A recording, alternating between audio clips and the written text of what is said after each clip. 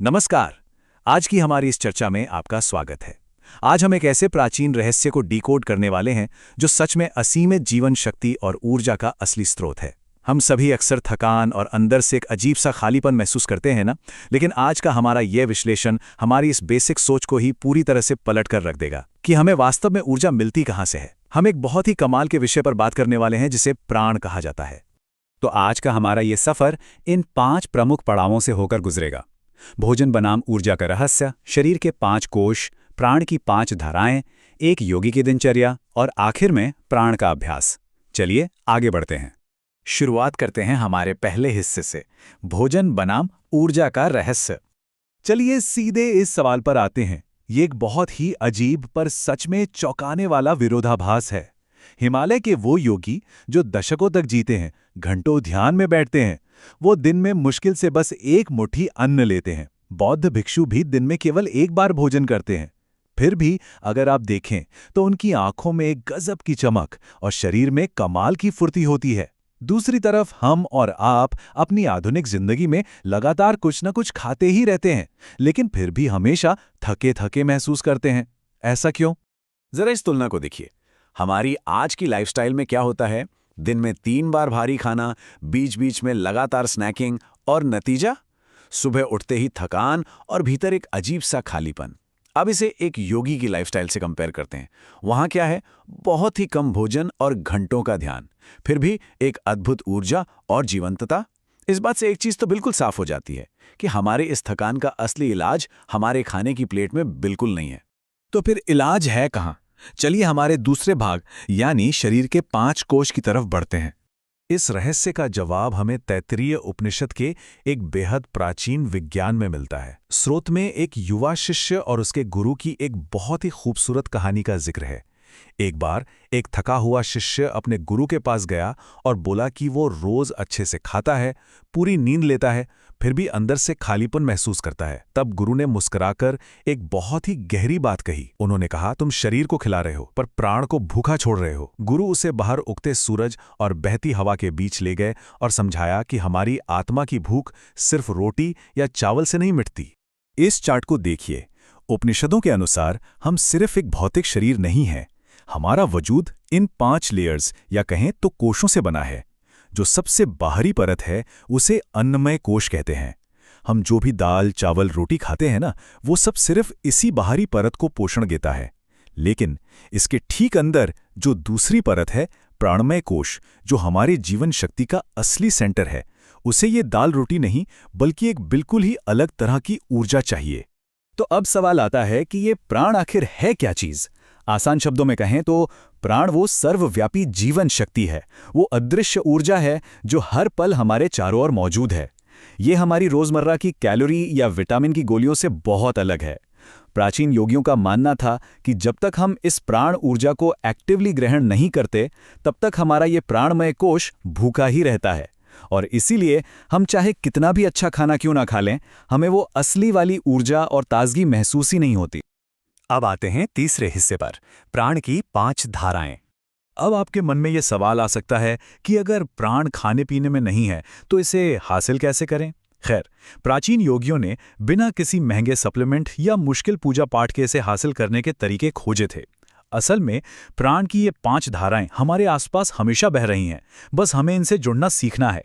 ये हैं श्वास यानी हमारी सांसें, सूर्य दर्शन, प्रकृति, मौन और निस्वार्थ प्रेम।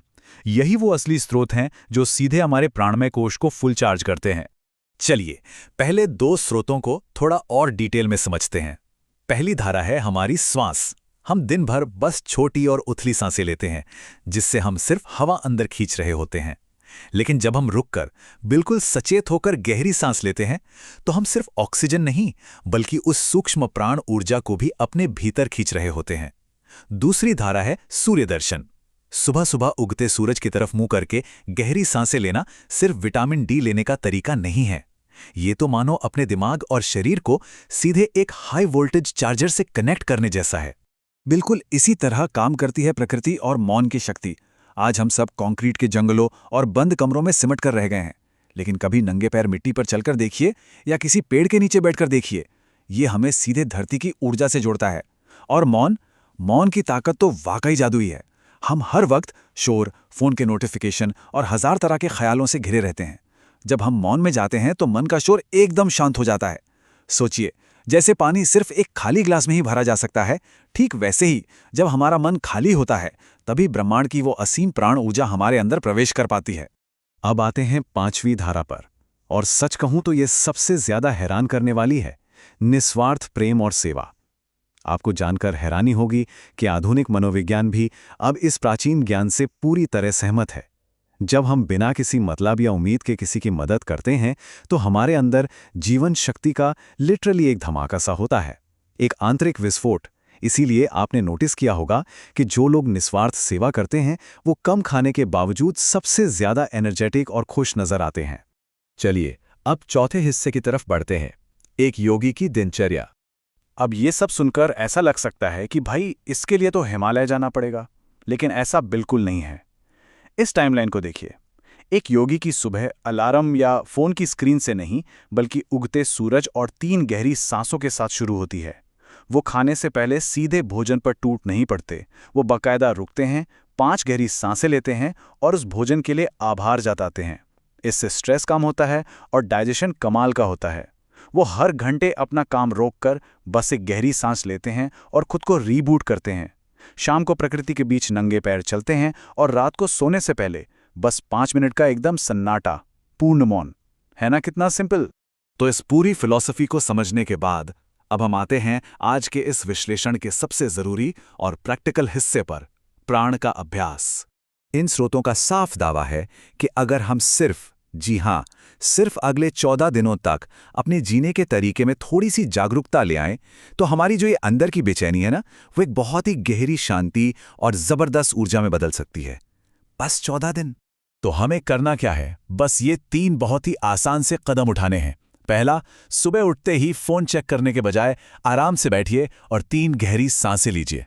दूसरा, दिन में जब भी खाना खाने बैठें, पहला निवाला लेने से पहले एक पल को रुकिए, आंखें बंद कीजिए और 5 गहरी सांसें लीजिए। और तीसरा, रात को सोने से ठीक पहले सारे गैजेट साइड में रख दीजिए और सिर्फ 5 मिनट के लिए बिल्कुल मौन होकर बैठ जाइए। सिर्फ अपनी आती जाती सांसों पर ध्यान दीजिए। ये थियरी को डेली हैबिट में बदलने का सबसे परफेक्ट और आसान तरीका है। आज हमने ये तो समझ लिया कि हमारी असली ऊर्जा हमारी प्लेट में नहीं, बल्कि हमारे चारों तरफ मौजूद इस प्राण में है। और अब जैसे जैसे हम आज के इस विश्लेषण के आखिर में पहुंच रहे हैं, एक बहुत ही जरूरी सवाल सामने आता है। जरा सोचिए, जिंदगी में प्राण का वो पर्सनल सोर्स कौन सा है? वो कौन सा पल या काम है जिसे करके सच में ऐसा लगता है कि हाँ, आत्मा तृप्त हो गई और हम अंदर से एकदम जीवंत महसूस करते हैं? उस पल को पहचानिए और अपनी जिंदगी में इस प्राण ऊर्जा को बहने दीजिए। हमारे साथ इस चर्चा में शामिल होने के लिए आपका बहुत बहुत धन्यवाद।